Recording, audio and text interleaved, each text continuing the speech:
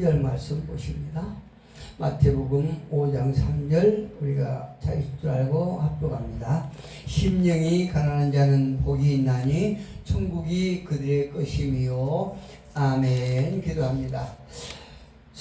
할렐루야.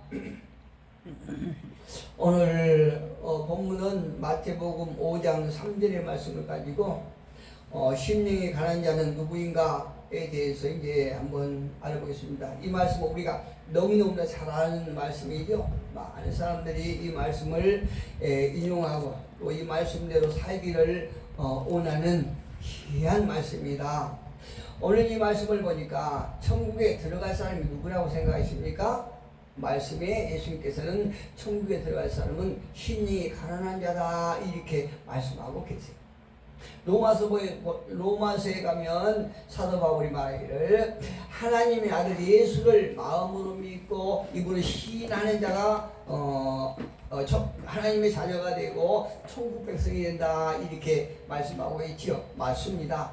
우리가 구원의 조건은 무엇인가 우리가 열심히 행하고 또 그럴 만한 공로가 쌓여서 우리가 천국에 들어가는 것이 아니고 하나님의 아들 예수 그리스도가 이 땅에 오셔서 십자가에 달리시고 그 십자가에 달리심으로 우리의 죄를 대속하여 돌아가시고 또 그 하나님의 아들이 하나님의 능력으로 부활하여 승천하시고 또 다시 오마 약속하신 그 사건을 믿고 우리가 고백하는 자에게 하나님의 자녀가 되고 또 구원을 얻는 귀한 역사가 있는 줄 믿습니다. 그러나 오늘은 또 이제 약간 다른 면에서 오늘 본문을 가지고 우리가 함께 심령이 가난한 자는 누구인가? 즉 천국에 들어갈 자는 어떤 사람인가에 대해서 한번 살펴보겠습니다. 오늘 본문에 이렇게 말씀합니다. 예수님께서는 심령이 가난한 자는 복이 있나니 천국이 그들의 것임이라. 심령이 가난한 자들이 천국이라고 하는 것은 심령이 가난한 자들의 것이다 이렇게 말씀하고 계십니다. 오늘 본문으로 보면요, 예수님께서 팔복을 말씀하시는데 가장 처음으로 시작되는 복이 심령이 가난한 자가 천국 갈 수 있다 이렇게 말씀하고 계십니다. 여러분 복음이죠. 이것이 복음인데 복음은 항상 두 가지 면에 있습니다. 복음을 얘기할 때 우리가 두 가지 면에서 생각할 수 있는데요. 한 가지는 끌어낸다는 얘기예요. 끌어낸다는 의미가 있고 또 한 가지는 세운다는 얘기입니다. 즉 쉽게 말씀드리면 이스라엘 백성들을 구원하기 위해서 애굽에서 끌어내셨던 것처럼 많은 사람들을 구원하기 위해서 죄 가운데서 끌어내시는 것이에요. 그래서 예수를 믿게 하고 또 그를 천국 백성으로 세우는 것이 복음의 본질이라고 할 수 있습니다. 오늘 본문에 보니까 마음이 가난한 자, 심령이 가난한 자 이렇게 말씀하고 계시는데요. 여러분 심령이 가난한 자는 어떤 자가 심령이 가난한 자라고 생각하십니까? 그것은 마음의 겸손한 상태를 말하는 것이에요. 마음이 겸손한. 저와 여러분이 마음이 항상 겸손한 자들이 되기를 주님의 이름으로 축복합니다. 이미 저와 여러분은 이제 하나님의 은혜로 구원받은 줄 믿습니다. 그러나 우리가 더욱더 이제 믿음의 사람들로서 마음이 겸손한 자가 될 줄로 믿습니다. 마음이 겸손한 상태는 어떤 상태냐면요, 영적으로 계속 하나님의 은혜, 하나님의 사랑, 하나님의 베푸심의 어떤 위로 이런 것들을 계속 우리가 사모하는 것이에요. 여러분 쉽게 표현하자고 그러면 여러분 길거리에 거지들이 있지요.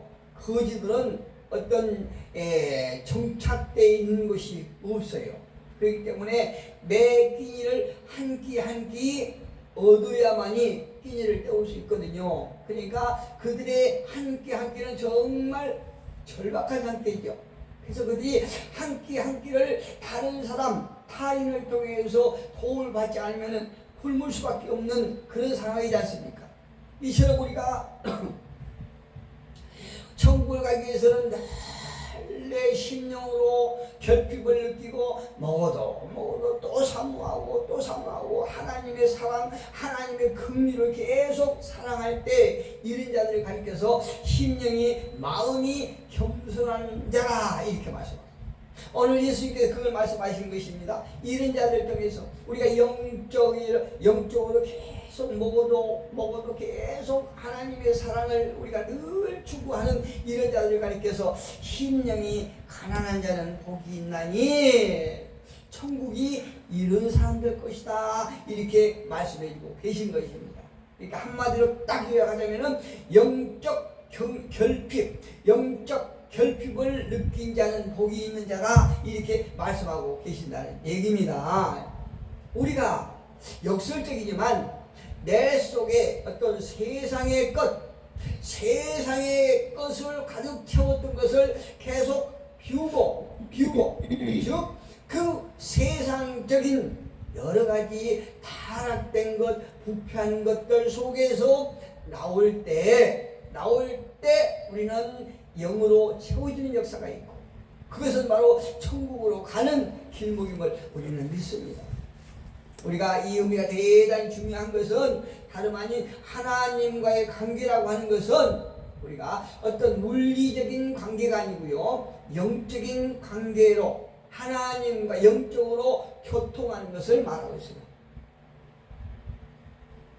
요한복음 4장 24절에 보니까 하나님은 영이시라고 말씀하시죠.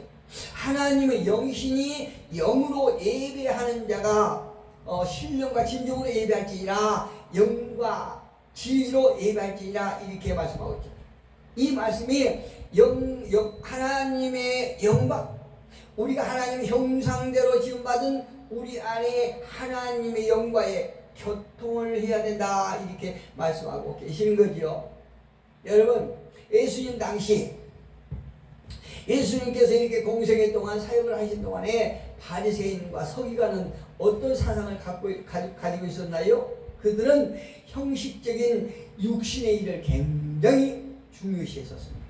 그래서 그들은 보이기 위해서 외형적으로 형식적으로 이렇게 자신들의 어떤 공력으로 인해서 저 자신들의 행위로 인해서 하나님 나라에 갈 수 있다고, 즉 하나님께서 주신 율법을 지킬 수 있다고 그렇게 생각했거든요.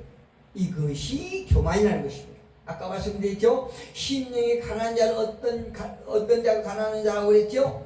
마음이 겸손한 상태. 마음이 겸손한 상태를 심령이 가난한 자라고 그랬는데 당시 바리새인이나 서기관은요 심령이 굉장히 후했어요. 내가 이 정도면 됐다고 생각했다는 거죠. 근데 예수님께서 말씀하시기를 내적인 심령의 관계를 계속 강조하고 계시며 심령이 가난한 자는 복이 있나니 천국이 저들일 것이다. 심령이 가난한 사람 될 것이다. 이렇게 말씀하고 계신 거예요. 즉 하나님은 영이시니 예배하는 자가 저와 여러분도 지금 영으로 예배하는 귀한 시간이 되기를 축복합니다. 예배하는 자가 영과 진리로 예배할지니라. 너희가 예배를 할 때 하나님의 영과 너희의 영이 함께 교통할지라. 이렇게 말씀합니다. 우리가 육적으로 이 자리에 있지만 그러나 우리 안에 하나님의 영과 이렇게 교통하는 그런 예배가 진짜 하나님께서 원하시고 하나님께서 기뻐하실 그런 예배라 이 말씀이에요. 여러분 가난한 자라고 말씀하죠. 심령이 가난한 자는 복이 있다 이렇게 말씀. 여기서 절대적으로 빈곤한 자를 가리키죠. 정말 아까 말씀드렸죠. 어떤 노숙인이나 거지들이 하루하루를 정말 열심히 돌아다니면서 어떤 타인의 어떤 그 도움을 받아서 밥을 주지 아니하면 그들은 육신의 생명을 이어가지 못해요. 그렇기 때문에 매 시간 매 끼가 굉장히 절박하죠. 아주 절대적으로 빈곤한 자들, 이런 자들은 남들이 어떤 도와주지 아니하면 그들은 살아갈 수가 없는 그런 상태다 이 말씀이거든요. 여기서 가난한 자는 그거에 비유하고 있습니다. 절대적으로 빈곤한 자. 무엇을 가리키는 것보다는 사람들이요 아까 말씀드렸던 것처럼 무엇을 가리키는 것보다는 배운 것을 더 좋아하고, 그러니까 가난한 자가 천국에 간다라고 한다면 자만한 자보다는 겸손한 것을 원하는 자, 이런 자들을 하나님께서 복되다 이렇게 말씀하고 계십니다. 여러분, 우리가 잘 아는 것처럼 물론 가난이라고 하는 것은 만약에 예수님께서 어떤 물리적인 가난을 복이라고 말씀하셨다라고 그러면요, 우리가 생각하기에 그게 어떻게 복이 될 수가 있겠습니까? 어떻게 그 천국이 우리에게 축복이라고 할 수 있겠습니까? 물리적인 면에서 볼 때 어떻게 그거를 우리가 가난한 자가 복이다 이렇게 말씀할 수 있겠냐 이 말씀이에요. 근데 예수님께서는 분명히 말씀하시기를 물리적인 가난이 아닌 것이에요. 또한 물리적인 가난도 아니고 여기서 심령이라고 그랬죠. 어떤 정신적인 면에서도 볼 때 우리가 가난한 자라고 하면 우리는 축복이라고 할 수 없습니다. 제가 며칠 전에 시장에 갔는데 시장에 이렇게 다니다가 식당 앞에서 식당에 꽤 사람이 많더라고요. 근데 식당 앞에 입구에서 약간 벗어나서 어떤 젊은 여자가 한 분 서 계시는데 새카만이 바짝 말랐어요. 보니까 제가 아주 열이 보고 저리 보고 자세히 봤는데 한 30대 중반이나 30대 후반 같아요. 근데 바짝 마른 분이 그 안에 식당 안에 많은 사람들이 이렇게 어떤 음식을 먹고 있는 그 모습을 아주 너무나 간절하게 보고 있더라고요. 저분이 지금 얼마나 배가 고플까. 제 호주머니 돈이 하나도 없었어요. 그래서 도움을 드리지 못했는데 그분이 정말 갈망한 것은 어떤 일확천금을 노린 것이 아니고 어떤 좋은 메이커를 노리는 원하는 것이 아니고 단지 저 안에 사람들이 먹고 있는 그 짜장면 한 그릇, 국수 한 그릇 먹는 것이 가장 그분에게는 큰 소원이라고 생각합니다.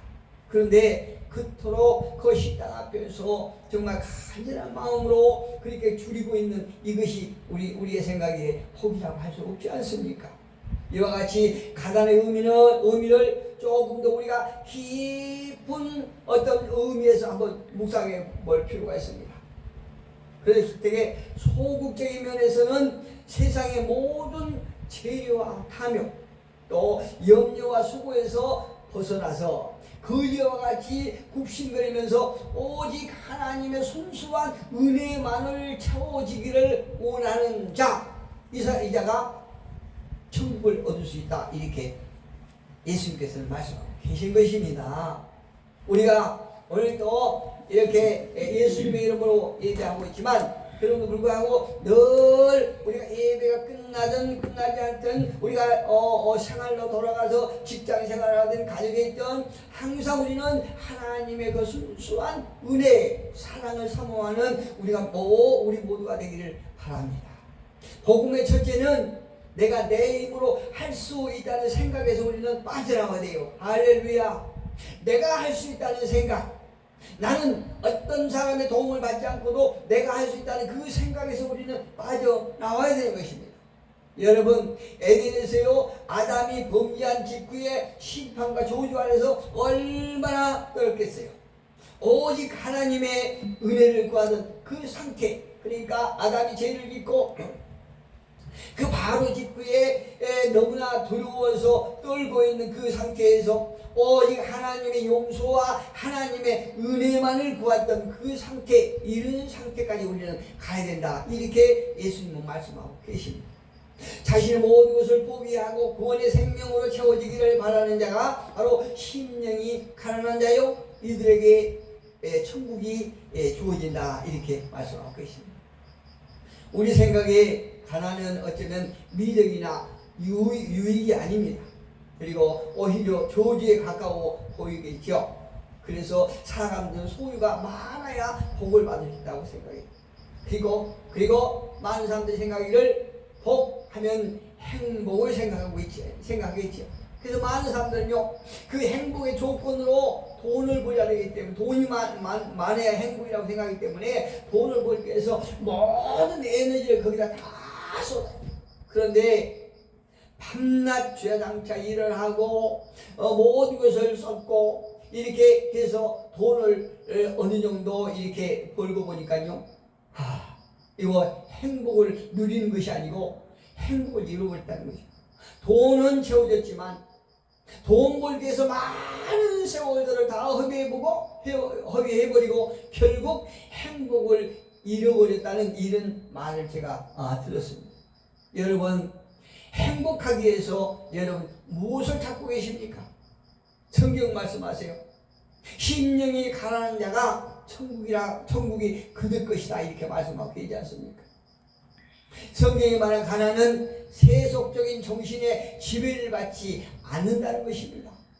가난을 말하는 것입니다. 즉 부귀에 의존하지 않는 것이요. 여러분, 부귀가 나쁜 것이 아니고요, 어떤 소유가 많은 것이 나쁜 게 아니고요, 그 소유 때문에 소유를 의지하고 어떤 세상 것을 의지하고 내가 세상 것에 지배를 받고 있는 것, 이것이 죄라는 것입니다. 천국에 들어간 많은 부자들은요, 부귀에 의존하지 않는 사람인 것을 우리가 알 수 있습니다. 성경에서도 부자가 낙타가 바늘길을 통과하는 것처럼 어렵다고 그렇게 말씀하고 있지 않습니까? 그것은 왜 그렇습니까? 부자기 때문에 그럴까요? 아니에요. 부자지만 부자로서 세상 것에 자기 소유에 의존하고 있기 때문에 천국 가기가 그렇게 힘들다는 말씀이에요. 예수님께서 저와 여러분에게 오늘 하신 말씀은 천국의 조건이 영의 가난을 말하고 있습니다. 그렇다면 예수님은 왜 가난한 자가 복이 있다고 말씀하고 계실까요? 예수님이 말씀하신 가난이라고 하는 것은 누군가의 도움을 받지 않으면 생존할 수 없는 영적 가난한 상태를 얘기하고 있습니다. 다시 말해서 심령이 가난하기 때문에 누군가의 도움을 받기 위해서 구걸이라도 해야 하는 그런 상태. 우리가 은혜를 받기 위해서 정말 우리가 사모하고 기대하고 이렇게 해야 된다는 얘기죠. 은혜를 받기 위해서, 영적 체험을 받기 위해서. 반대로 세상은 무엇이라고 얘기합니까? 너의 신념을 가지라. 자기 의지를 자기 의지를 지켜라. 또 자기 표현을 분명하게 하라. 자기의 확신을 가지라. 이렇게 강조합니다. 이와 같이 이런 관념이 세상을 지배하는 것이 오늘날 우리가 살아가는 이 세상입니다. 그러나 성경은 단호하게 말씀합니다. 이 모든 것을 그리스도 안에서 살아가라. 할렐루야.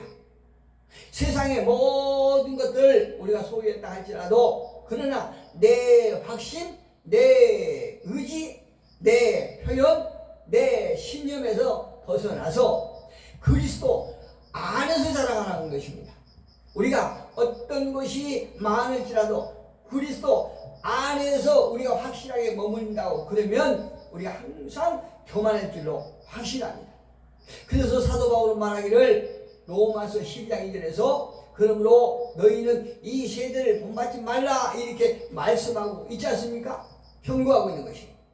우리는 하나님 앞에 아무것도 아닌 존재라는 의식이 있을 때 역설적으로 채워지는 역사를 우리가 경험하게 될 것입니다.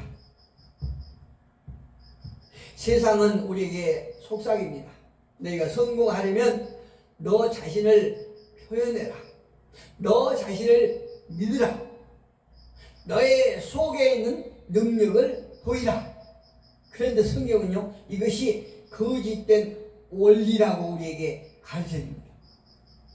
이것이 우리를 멸망하게 하는 거짓된 원리라는 것입니다. 세상을 지배하는 원리는 무엇이라고 생각하십니까? 그것은 어리석게 살아가는 것이에요. 허망하게 살아가는 것입니다. 메시아가 계시하시는 어떤 진리와는 아주 상반되는 그 원리가 세상에 우리에게 심어주려 하는 그런 원리인 것입니다. 여러분, 베드로를 보면요, 베드로는 어떤 사람이냐면 상의적으로 아주 자기 주장이 굉장히 강했던 사람이에요. 원래 그 사람 기질상 어떤 자기 주장으로 가득 찬 사람이거든요. 그래서 그가 자신 만만한 사람이었기 때문에 전형적인 세속인이었어요. 전형적인 세상 사람들 그 기질 그대로 갖고 있었다는 거죠. 그런데 그런 베드로가 주님을 만나자 주여 나를 떠나십시오. 나는 죄인입니다. 이렇게 고백했던 것을 우리가 성경을 통해서 알 수 있습니다. 우리는요 정말 주님과 함께하고 내가 주님 안에 거하고 있다면 우리는 변화되는 것입니다. 어떻게요? 심령이 가난한 자로 변화되는 것입니다. 그리고 천국이 그 사람 것이 되는 것입니다. 여러분, 예수를 잘 믿고 세상을 이겨서 부유한 삶을 누리시기를 축복합니다. 그러나 그 부유함이 성도의 생각을 지배해버리면 그는 망합니다. 부유할수록 겸손하고 주의 은혜를 사모하여 영적 가난한 우리 모두가 되시기를 예수 그리스도의 이름으로 축복합니다.